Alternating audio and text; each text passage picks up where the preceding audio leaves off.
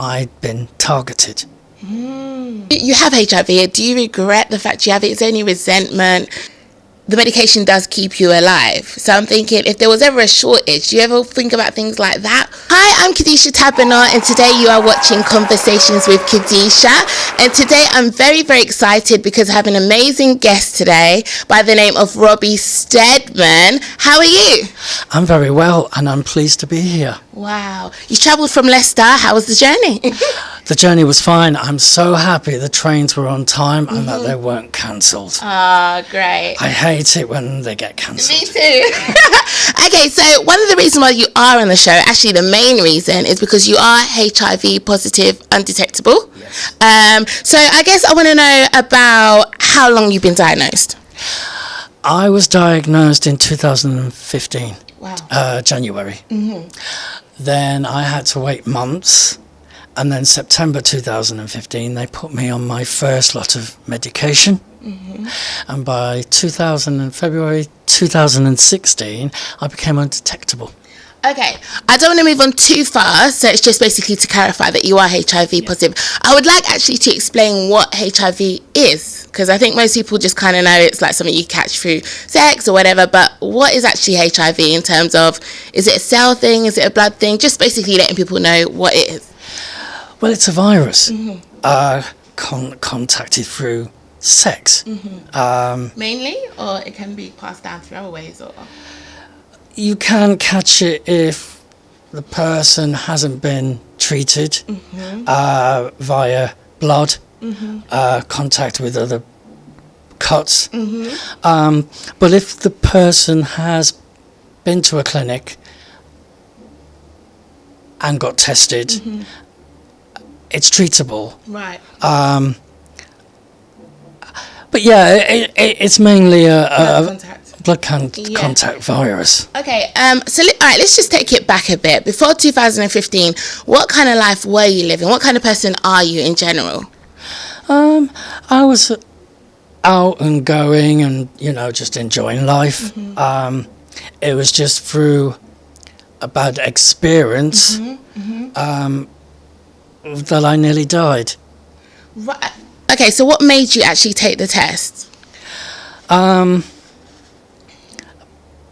Because one of my friends told me when I told them that I'd been targeted. Right. It was supposed to have been a house party that I went to. I had a drink there. I was knocked out for 2 nights. And basically, I was infected with infected blood. Oh, so you wasn't actually in a sexual... they actually just... Yes.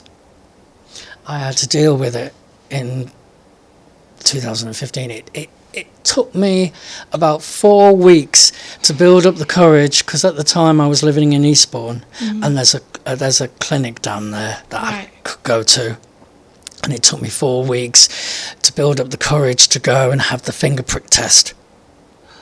So did you have some sort of feeling that, you know what, I've got it now? Because before you went, did you have any feeling that you might have contracted something? I didn't have any kind of feelings whatsoever. I was just kind of, there's a block in here that I don't want to open. I don't want to know what was done to me. I kind of got over it now, but at the time I was dealing with it. I went, had the fingerprints done, and it told me, yes, I got HIV. Sorry, I didn't expect myself to be becoming so emotional. It's a deep story how people can be so cruel. But I think what I want to know is, what was going through you emotionally when they actually said to you, right, yes, you are HIV positive? I did break down. Okay. I cried. But it's not the end of the world. Right. Yeah, which we will get to. But at that point, it was hurtful. Yeah. Did you kind of have an idea though who, or you just didn't care, or you just have blocked that out now? Do you have an idea of who may have done it to you though? The memories, whoever was there, they've all gone. Right. I couldn't even go to the police at the time. I just wanted to get out of there. And of course, the other thing that they gave me was horse tranquilizer. Wow. I don't know what made me wake up after 2 nights, but something made me wake up. I didn't think I was going to wake up, but I got out of there. I got home. I didn't tell my mum because I was living with her. Yeah. And I had to kind of deal, and I waited for four weeks before I had the courage to go to the clinic and see the nurse. Right. So it took me a little bit of time. Okay, what I would like to know, okay, so after that, getting the diagnosis and so forth, what were the steps that you took in order to say, all right, now I have this? Because obviously you would have had a negative stigma. I think everyone has that at first. What steps did you take to kind of think, all right, I've got this now and I'm just going to try to use it as a positive rather than a negative? Well, I was telling my friends, and all I was getting back from some of them, oh, when are you going to die? Oh my God. And I said to them, I turned around and said to some of them, you are so narrow-minded. Why don't you look online and have a look at what HIV is? It's not a death sentence. It's not like what it used to be in the 80s. With all the medications there are now, I can live a normal life. Well, as you mentioned medication, because I remember like reading up when I was younger, I think there was, I don't remember who it was, but there was like a major star that had it, and he was on like around 15 medications a day. So I don't know what it's like now. Tell me a bit about the medication, how much you take a day, how it works. Right, well, funny enough, I have some with me. Now, this bottle, I take 2 a day. Okay, just show the camera. Yep, wow. And which is basically 2 pills. 2 pills.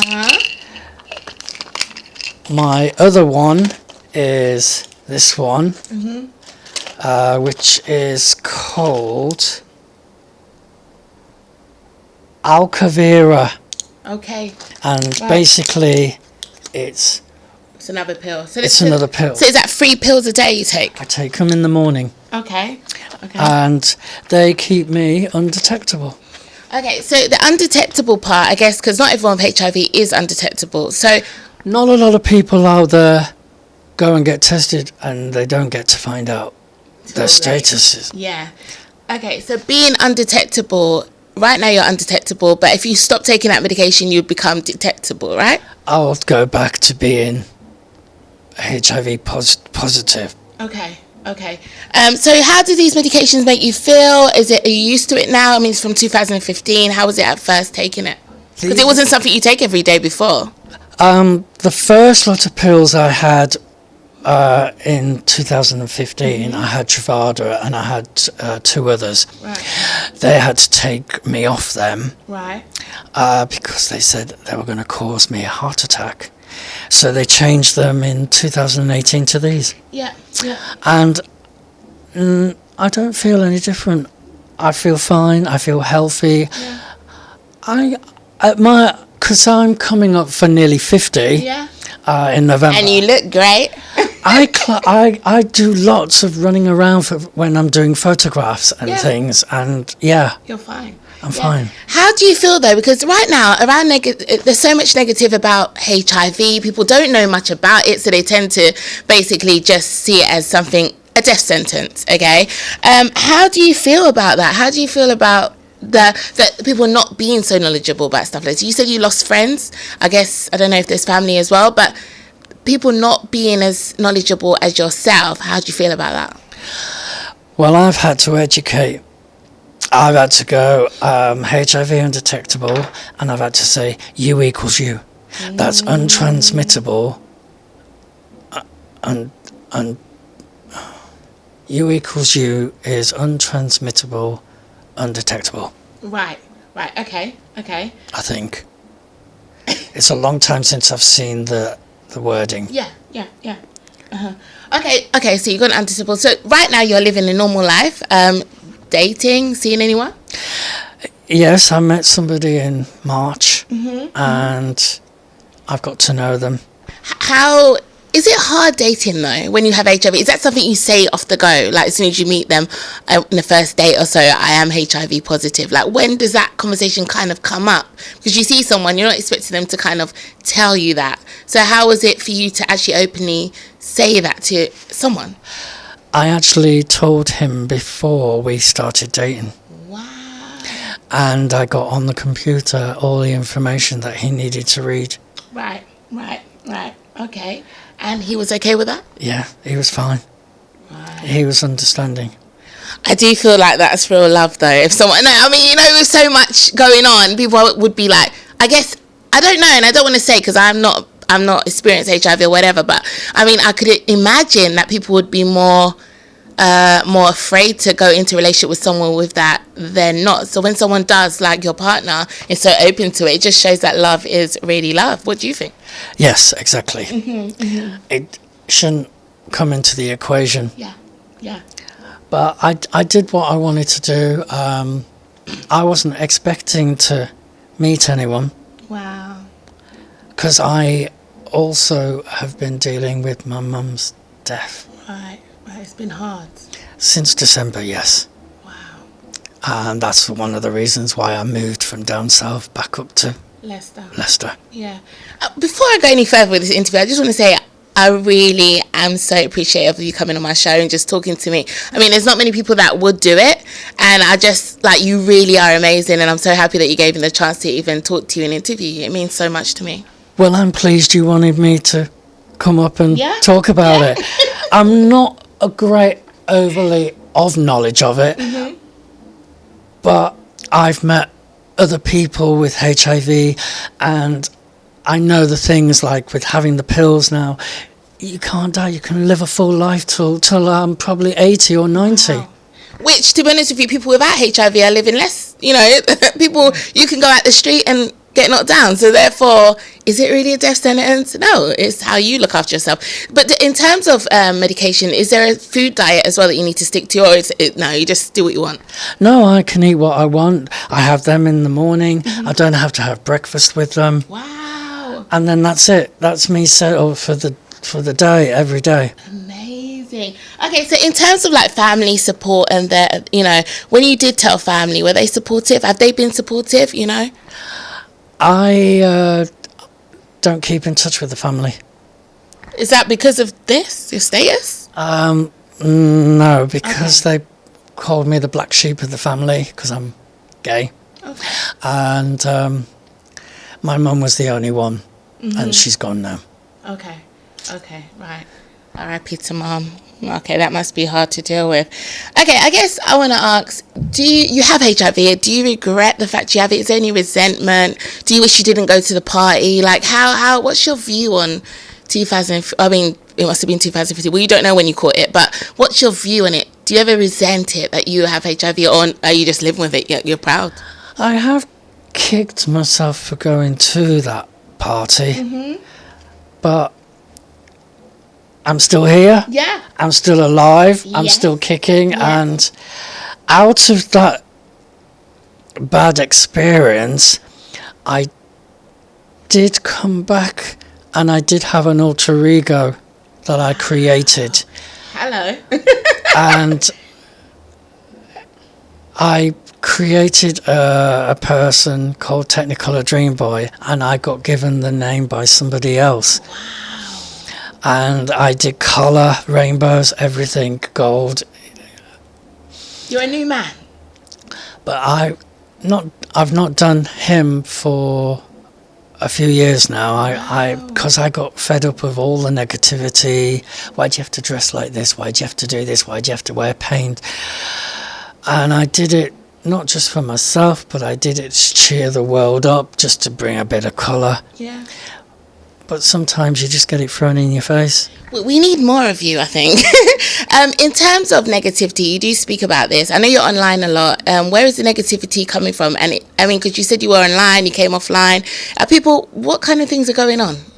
I was on Facebook, and I was sharing my videos that I've been doing through Star Now, and everything else that I was doing, all the what do you call them, events that I was going to dressed up. Right. And every time I posted everything, people were like, oh, please don't show off. So I went off Facebook, and now I've shared everything that I've done in my life over the years is now on my Instagram.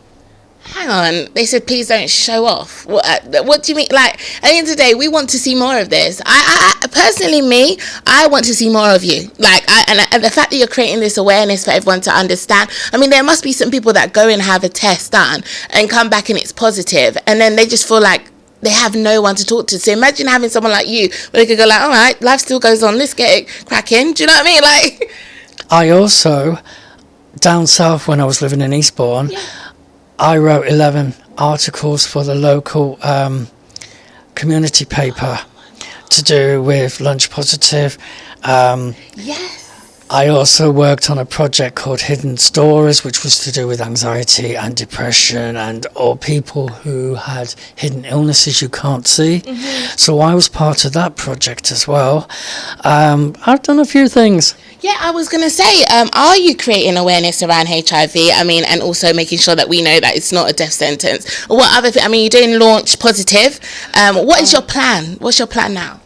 Because there's nothing in Leicester for the HIV community. Or London, really?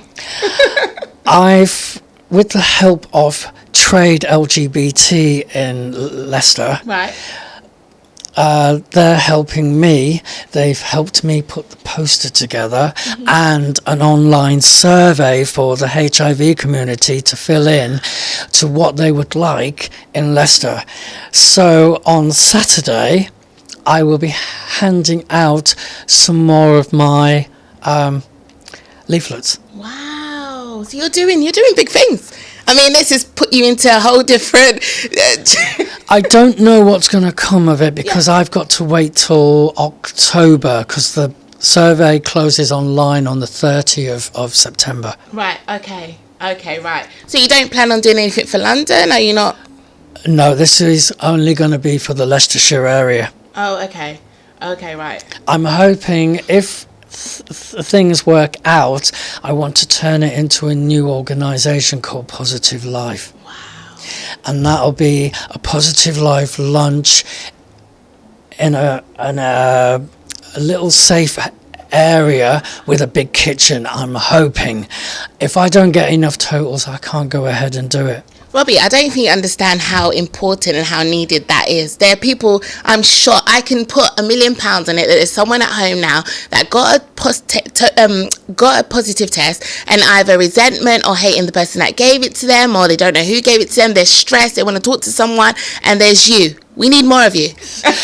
Well, I've done the first bit. I've got help getting the survey together, and it's just a case of I have to wait and see. Yeah.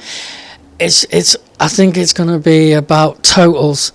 If I can't, because I've got to have funding for this. Yeah. I can't pay for this. It's got to be funded, and it'll be volunteers. Right. Okay. So I'll be looking out for volunteers to help.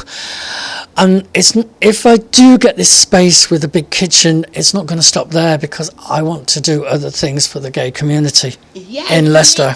Listen, a lot of people have a lot to say about gays, but me, I think gays are full of life. They dress well, like yourself, and they're just full of life. And I think that's one of the things people do not like about them. They're so flamboyant, they're like in your face, and they're so positive. So you know what? I love gay people. Yeah, I'm not gay, but I love gay people. But I've done a lot of stuff down south. Wow. And of course, I have documented it all on my Instagram. Yes, I do want to get to that, but you know what? I do want to ask something. I want to ask what advice you can give to anyone out there that's actually has tested positive and is feeling down about it. What advice can you give? Like anything you can give, any sort of, a quote, anything you have that you can give to someone to see the positive in getting HIV? Well, all I can say is just keep thinking positive. Yeah. Life doesn't end. Yeah. I've had HIV since 2015 and I'm still here. Yeah. And like the 80s. People died. There was no medication. Not like today. Not like today. You just... Oh wait, hang on. So you had during COVID, you would have had HIV. How was it like coping? Because, okay, I think for me, when I think about HIV, I always think, and I don't know if this is something that you would think, but I always think the medication does keep you alive. So I'm thinking, if there was ever a shortage, do you ever think about things like that? You know, like, especially like in COVID where there was a lot going on and people couldn't get to medication for things like cancer and stuff. Do you ever think about that, or do you always have supplies, like loads of supplies so that keep... The clinics give me 6 months of it. Okay. So I have a supply of about 6 months. That's good. Okay, I just want to clarify that, because I know that's really what keeps you going. Yeah. And then again, with HIV, I know that if you don't take it, how long does it actually take for you to transition into AIDS anyway? Is it years? Well, if you've been taking it every day, Yeah. even if you miss a day, Yeah. that's no problem. Okay. Have you been missing, Robbie? No. I may have missed a couple maybe in the past, where one day and I've gone with it the next. Yeah. But if you've done it for weeks and weeks and weeks, you don't need to worry if you miss taking your pills, because you've still got a lot of it in your system. Yeah, that's it. I don't know what the lifespan is of how much you have in your system before you go back to being positive and dangerous. Yeah. I have no clue. Right. But I take it every day. So I know I have my bloods done twice a year. Yeah. I know I'm fine. They tell me at the clinic all my kidneys and liver are fine. But yeah, they said last time I had my bloods done, they turned around and told me I've got a great body inside. Hey, look at you. Do you know what? I do want to say, it's going to sound a bit cliche, positive, but this has been such a positive conversation, and I've learned so much in a space of time talking to you, and I do want to thank you for coming on the show. Is there anything you want to say? Is there anything you want to promote? I know you've got Instagrams out there for people to follow, a YouTube channel as well. I have a YouTube. Tell us. My YouTube is Robbie Stedman. And my Instagram is at Robbie Christian Stedman. Okay, and everything's on there. It's very positive. It's very what kind of things are you promoting on there? Is it just creating awareness? All of the posts that I've done from down south, the newspaper articles that I did for Lunch Positive, everything else, my modelling stuff, everything. Because you are a model and actor as well, ain't you? So you've been doing a lot of stuff lately? Not lately. Okay. I think this is the first thing I've done for a little while. Right. And how's it been for you, actually? I'm actually enjoying this. I was very nervous. Really? I was a little bit nervous. Ah. But I feel better now. Yeah. And you've really opened up to me. I'm really happy about that. No, I'm pleased to talk about it. Like I said, I'm not overly fully knowledgeable, but I've got used to, I take my pills, I have my bloods done, I know I'm safe. There are people out there that don't even know. And there have been a couple of years ago, I heard there was a bloke infecting and there was a woman. So HIV isn't just men, it's women as well. Yeah. Guys, you do need to go out there and get tested just to know what your status is. And like Robbie's saying, whether you have it, whether you don't, it doesn't. You can still live a positive life. You can still live a positive life. Okay, well, I'm going to wrap this up, but is there anything else you want to say? Or how was it like being on the show, talking to me, Conversations with Kadisha? How was it? You travelled from Leicester. So, yeah, how was it travelling to see me? I thoroughly enjoyed meeting you, and you're very bubbly, and that's what I like. Yeah. You're really nice. Yeah. Very nice.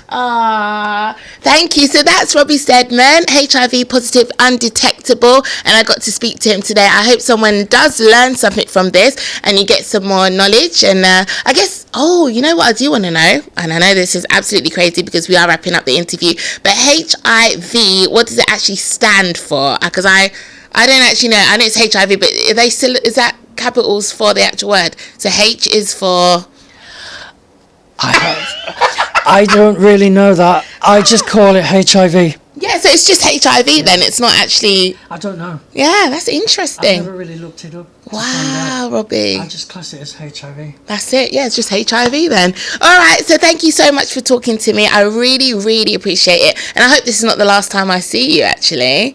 No. Yeah. No. I might have to come up to Leicester and come and party with the gang. Why don't you come to Leicester Pride on Saturday? Sure, and have a chat with some people up there. That would be good. Yeah. Yeah. All right, then I'll let you know. Okay. All right, you've been watching Conversations with Kadisha. All Instagram links will be below. And thank you very much, and I'll see you next time. Take care. Bye.